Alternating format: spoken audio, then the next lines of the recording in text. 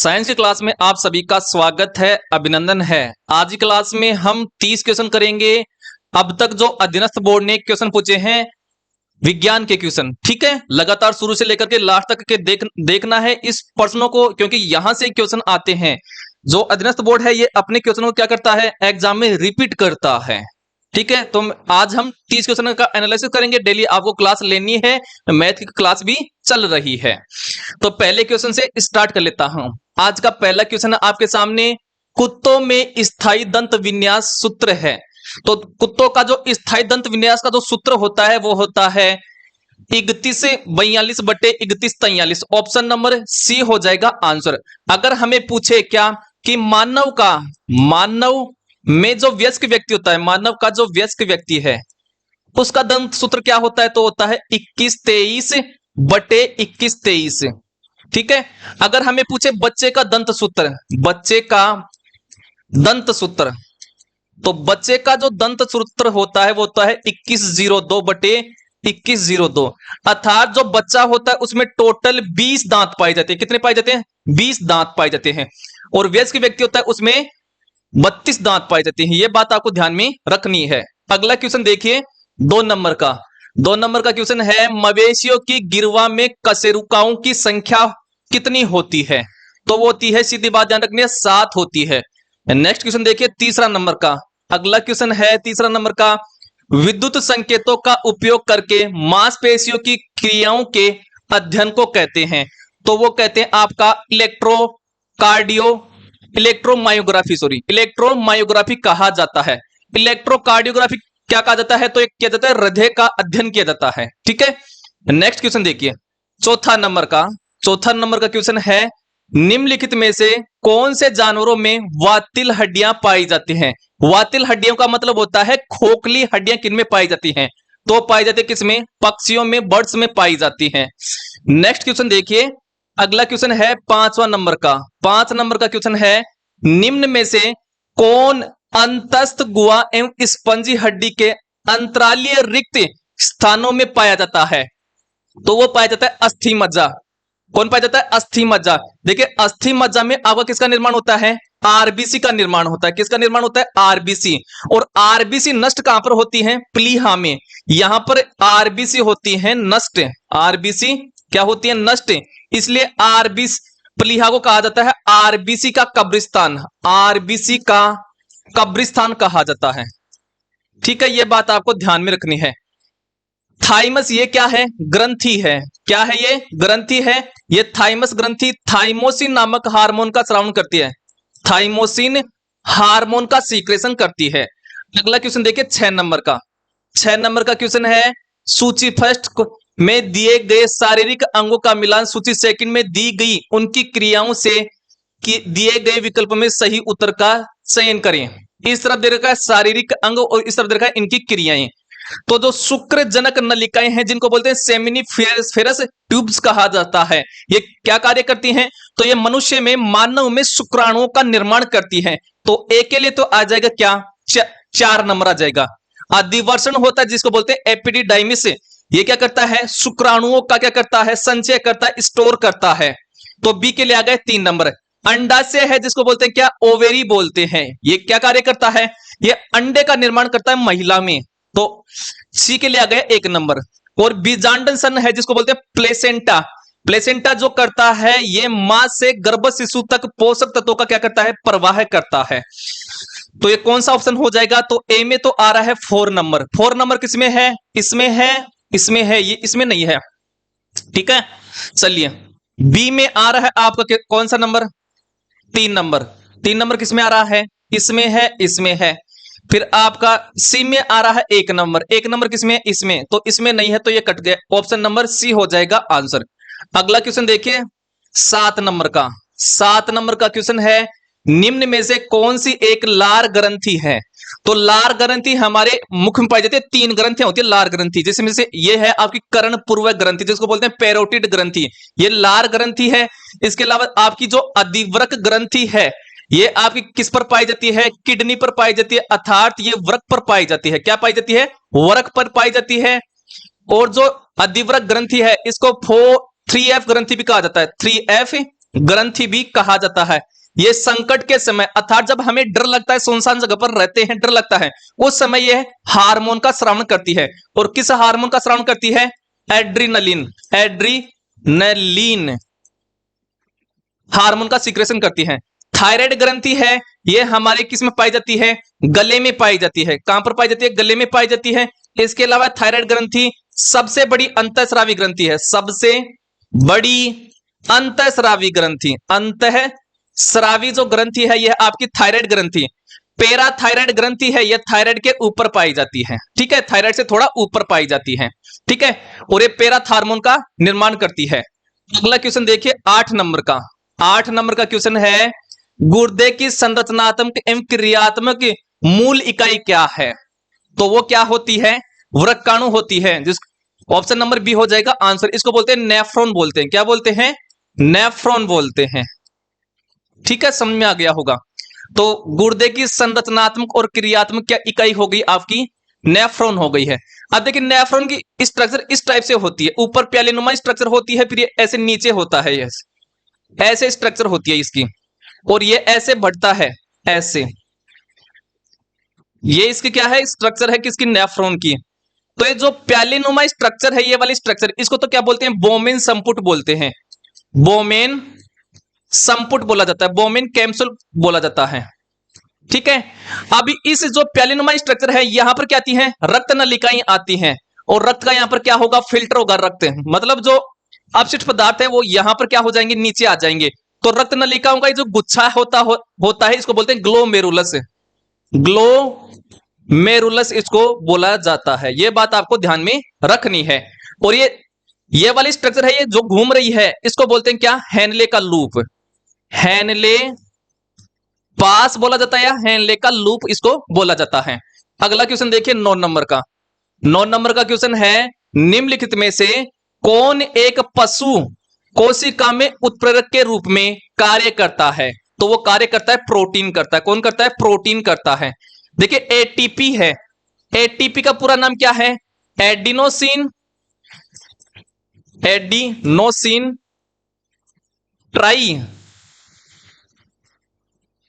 Try आएगा phosphate, try आएगा, try phosphate, ठीक है। ये हो गया एटीपी का फुल फॉर्म। डीएनए क्या है? डीएनए एक आनुवंशिक पदार्थ है। क्या है? आनुवंशिक पदार्थ होता है डीएनए, ठीक है। और कोशिका द्रव्य क्या होता है? तो कोशिका के अंदर एक फ्लूइड पाया जाता है, उसको बोलते हैं कोशिका द्रव्य कहा जाता है। अगला क्वेश्चन देखिए 10 नंबर का। 10 नंबर का क्वेश्चन है, ग्राफियन फॉलिकल द्वारा प्रारंभ में कौन सा हार्मोन स्रावित होता है? तो वो स्रावित होता है estrogen hormone. Option number C हो जाएगा आंसर, ठीक है। देखिए आपका प्रोजेस्ट्रॉन और एस्ट्रोजन जो हार्मोन होते हैं, ये अंडाशय द्वारा स्रावित किए जाते हैं। किसके द्वारा? ये दोनों स्रावित किए जाते हैं अंडाशय द्वारा। ये स्रावित किए जाते हैं अंडाशय द्वारा, स्रावित किए जाते हैं एस्ट्रोजन और प्रोजेस्ट्रॉन दोनों हार्मोन, ठीक है।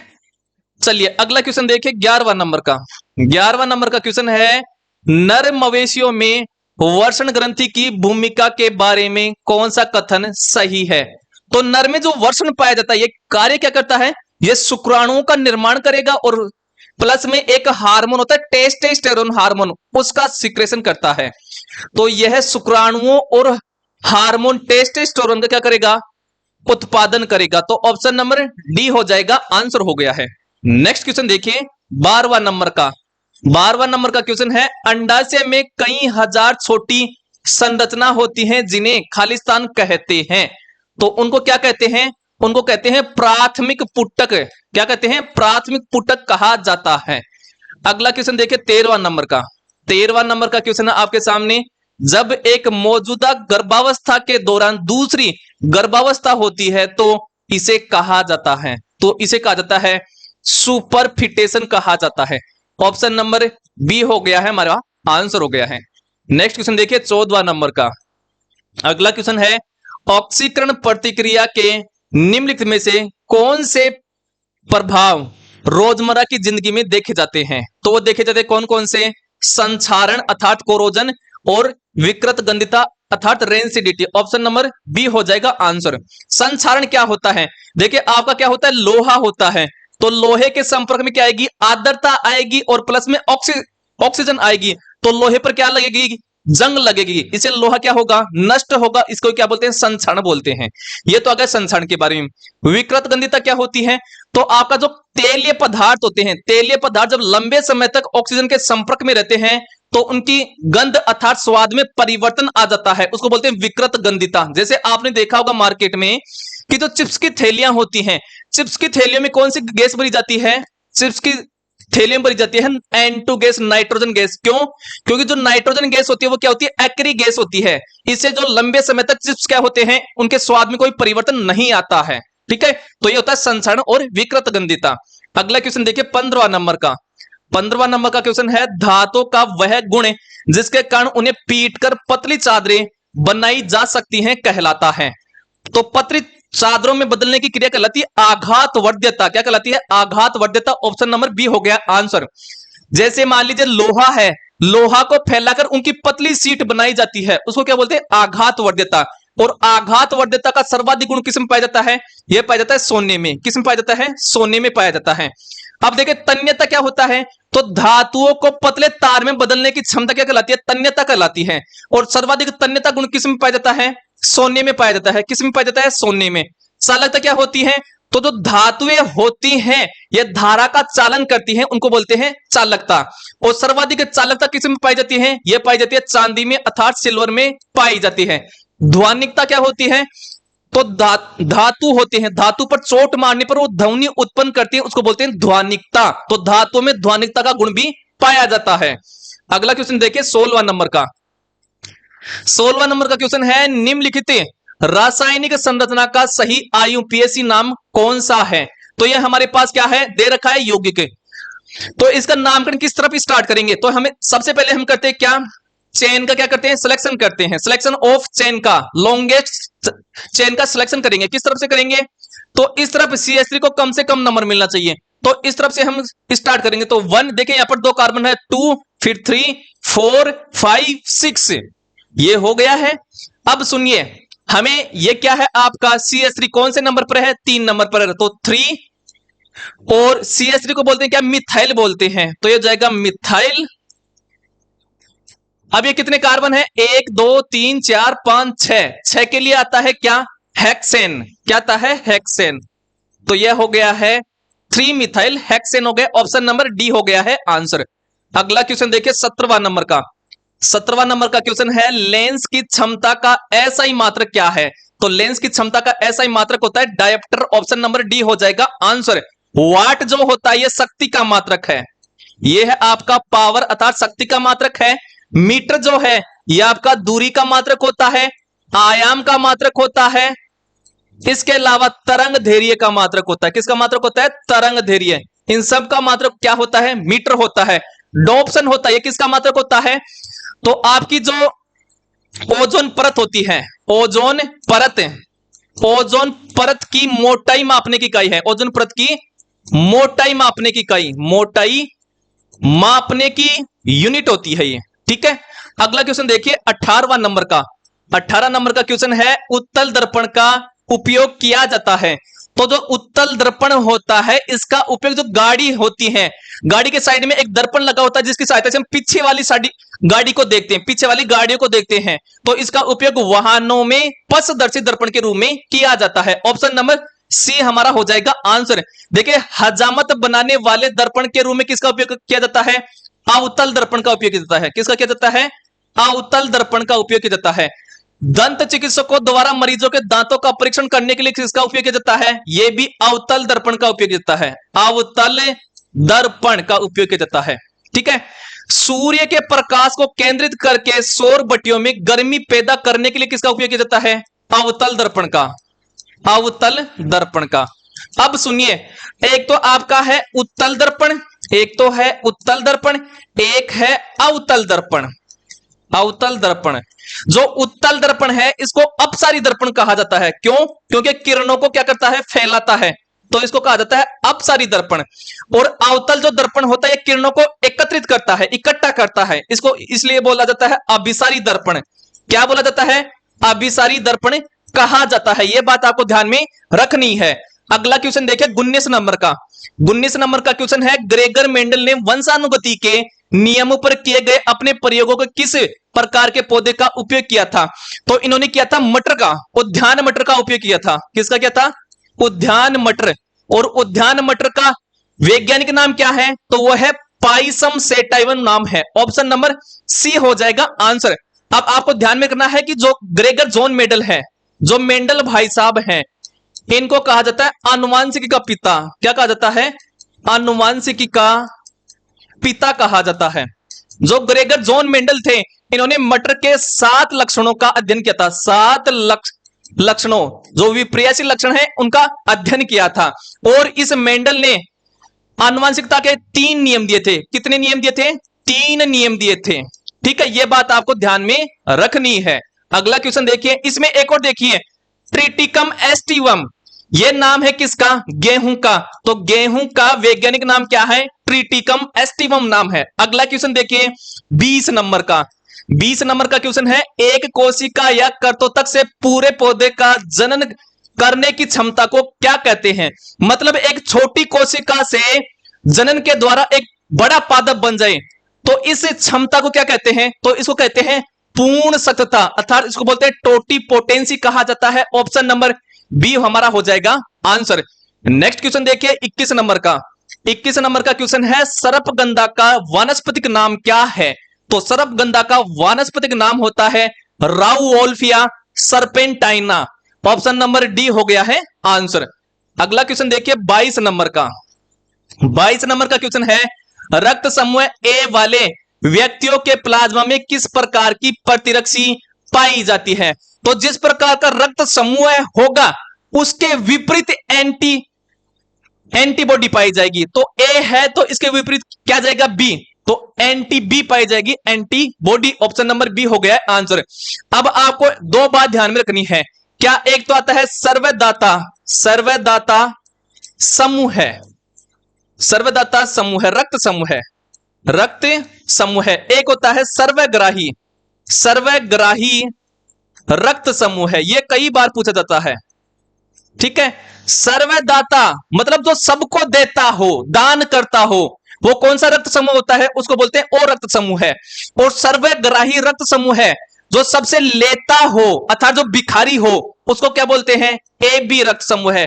तो ए बी है, यह सबसे रक्त ले सकता है, और ओ जो होता है, यह हमेशा दान करता है। ठीक है, अगला क्वेश्चन देखिए 23 नंबर का।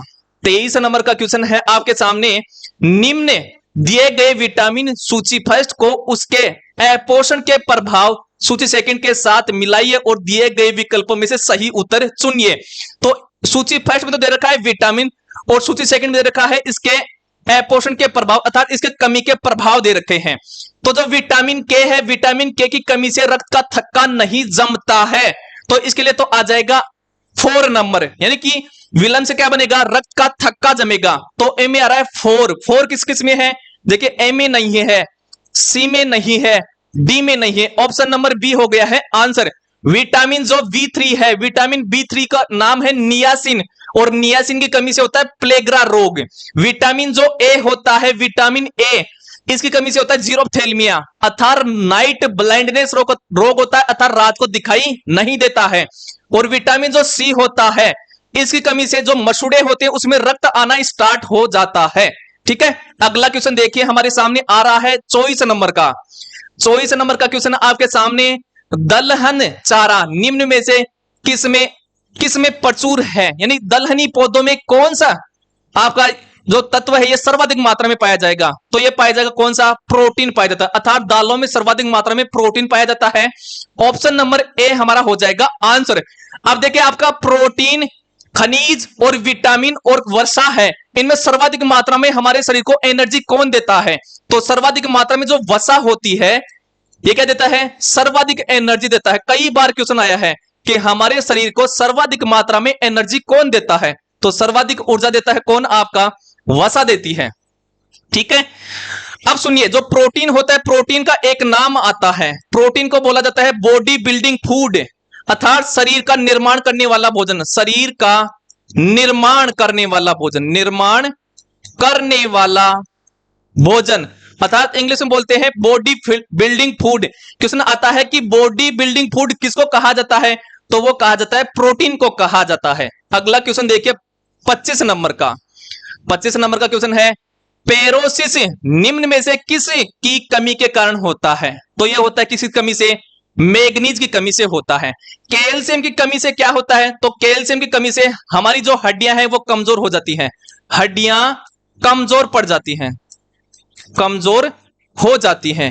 यह बात आपको ध्यान में रखनी है। देखिए सोडियम है, सोडियम का प्रतीक क्या होता है, Na होता है, क्या होता है, Na होता है। और सोडियम का लैटिन नाम क्या होता है, कैलियम होता है, सॉरी नेट्रियम, क्या होता है, नेट्रियम। इसलिए इसके लैटिन नाम से ही इसका प्रतीक बना है, Na आया है। ठीक है, अगला क्वेश्चन देखिए 26 नंबर का, 26 नंबर का क्वेश्चन है निम्नलिखित में से कौन सा विटामिन वसा में घुलनशील है, तो वसा में दो ही विटामिन घुलनशील है, एक तो होता है बी और एक होता है सी, सॉरी ये जल में घुलनशील होते हैं, क्या होते हैं, जल में घुलनशील होते हैं। यह बात आपको ध्यान में रखनी है। अब देख लीजिए इसमें कौन सा विटामिन बी है या सी है। देखिए थाइमीन है, थाइमीन है, ये किसका नाम है, ये है आपका विटामिन B1 का नाम है, किसका नाम है, विटामिन B1। राइबोफ्लेविन है, ये विटामिन B2 का रासायनिक नाम है। और निकोटिनेमाइड जिसको बोलते हैं नियासिन भी बोलते हैं, ये विटामिन B3 का रासायनिक नाम है। रेटिनोल है, ये विटामिन ए का रासायनिक नाम है। तो देखिए ए है, ये किस में आ गया है, वसा में घुलनशील होता है। तो आपको ध्यान रखना है ए डी ई और के, ये जो चारों आपके विटामिन है ये किस में घुलनशील होते हैं, वसा में घुलनशील होते हैं। ये बात आपको ध्यान में रखनी है। अगला क्वेश्चन देखिए 27 नंबर का, 27 नंबर का क्वेश्चन आ रहा है आपके सामने, पित्त निम्न के द्वारा स्रावित होता है, तो पित्त का निर्माण कौन करता है, तो पित्त का निर्माण करता है आपका लीवर करता है, यकृत करता है। और जो यकृत होता है ये सबसे बड़ी ग्रंथि है, सबसे बड़ी ग्रंथि ये क्या है, लीवर है, यकृत है। अब सुनिए पित्त का निर्माण किया यकृत ने, लेकिन जो पित्त है इसको इकट्ठा कौन करेगा, मतलब स्टोर कौन करेगा, तो इसको करता है पित्ताशय। पित्ताशय क्या करता है, इसको संग्रहित करता है, अर्थात इकट्ठा करता है। ये कई बार क्वेश्चन आया हुआ है। अग्नाशय है, अग्नाशय आपकी क्या है, ये आपकी मिश्रित ग्रंथि है, जिसको बोलते हैं मिक्स्ड ग्लैंड। मिश्रित ग्रंथि कौन है, अग्नाशय ग्रंथि है। ठीक है, चलिए अगले क्वेश्चन पर।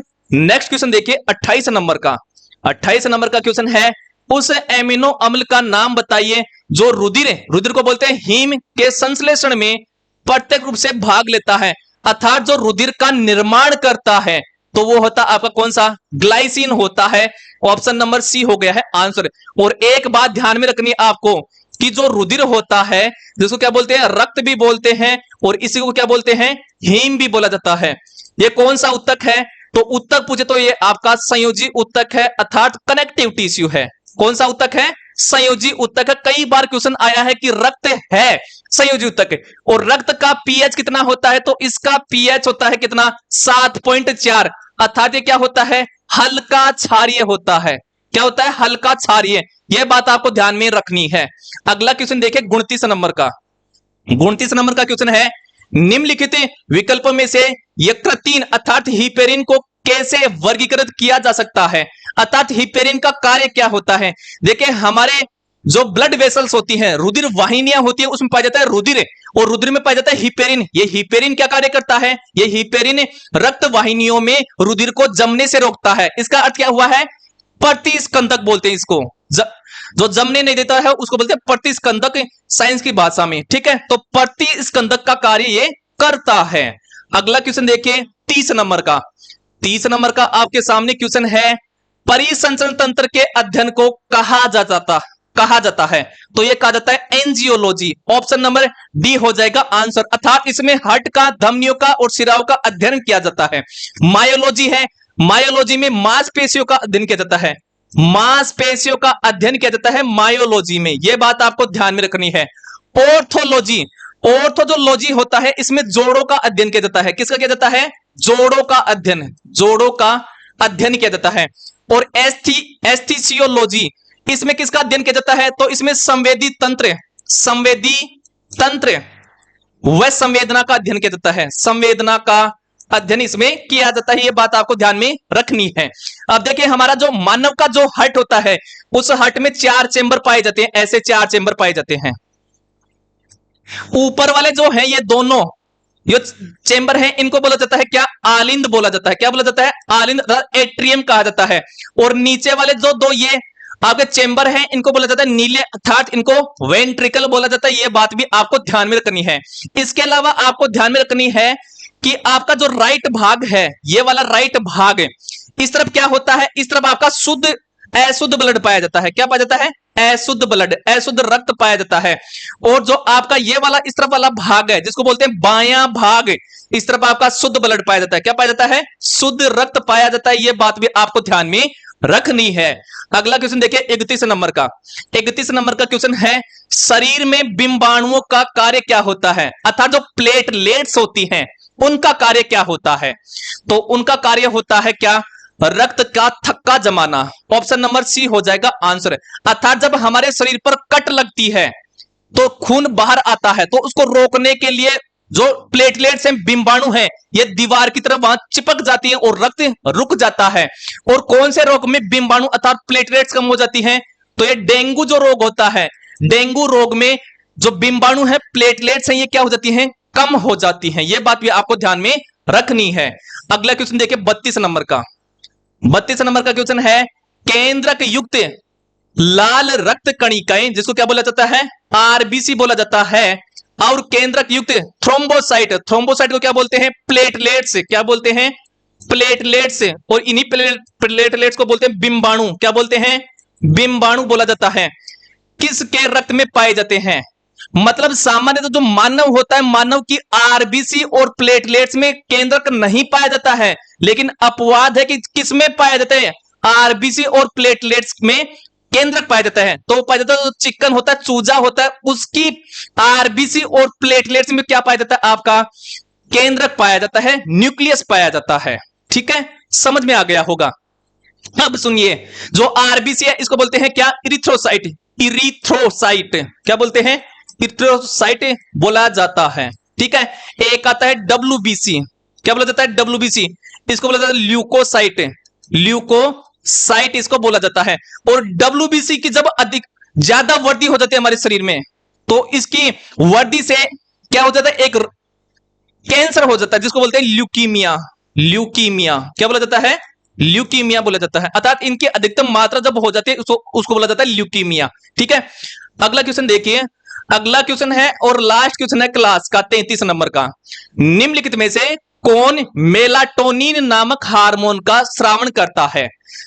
तो यह करता है आपकी पीनियल ग्रंथि करती है। देखिए, जो पीनियल ग्रंथि मेलाटोनिन हार्मोन का स्रावण करती है, यह क्या करती है? हमारे शरीर के रंग को क्या करता है? उत्तरदायी होता है ये मेलाटोनिन हार्मोन।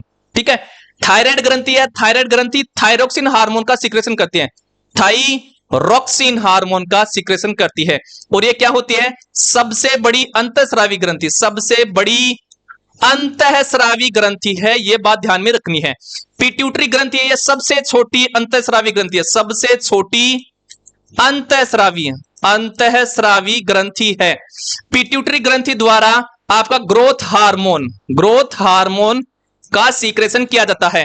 एड्रिनल जो ग्रंथि है, ये किस पर पाई जाती है? किडनी पर पाई जाती है, अर्थात वृक्क पर पाई जाती है। इसको 3F ग्रंथि भी कहा जाता है। और ये संकट के समय एक हार्मोन का सीक्रेशन करती है, जिसको बोला जाता है इमरजेंसी हार्मोन, अर्थात आपातकालीन हार्मोन कहा जाता है। अर्थात जब हमें डर लगता है, संकट के समय रहते हैं, तो ये एड्रिनल जो ग्लैंड होती है, ये आपातकालीन हार्मोन, जिसको बोला जाता है एड्रिनलिन हार्मोन कहा जाता है, उसका सीक्रेशन ये करती है। तो आज के लिए हम इतना ही करते हैं। अगली क्लास में हम इसे आगे स्टार्ट करेंगे। अगर आपको ये क्लास अच्छी लगती है तो लाइक कीजिए और इस क्लास को ज्यादा से ज्यादा स्टूडेंट तक पहुंचाइए, ताकि वो फ्री क्लास का आनंद उठाए।